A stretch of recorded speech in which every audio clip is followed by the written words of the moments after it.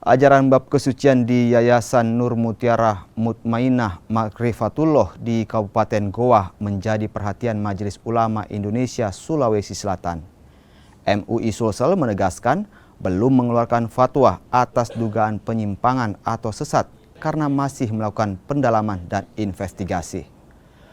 Pihak MUI juga belum bertemu dengan pihak pengurus yayasan lantaran dianggap tertutup. Aliran bab kesucian di Yayasan Nur Mutiara Mutmainah Makrifatullah bermula dari laporan warga.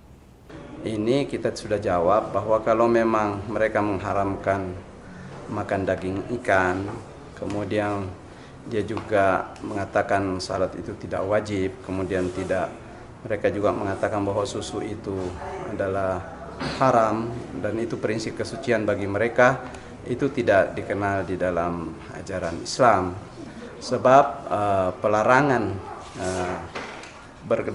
kepada makanan itu semuanya dibolehkan kecuali ada dalil pelarangannya. Jadi dalam prinsip Islam itu bahwa yang dilarang yang ada dalil pelarangannya. Nah, ikan dan ini tidak ada dalil pelarangannya semuanya. Bahkan dalam sunnah Nabi itu dianjurkan untuk kita makan, dan di dalam Al-Quran juga itu ada namanya lahm tari, adalah daging yang empuk, yang dimaksud itu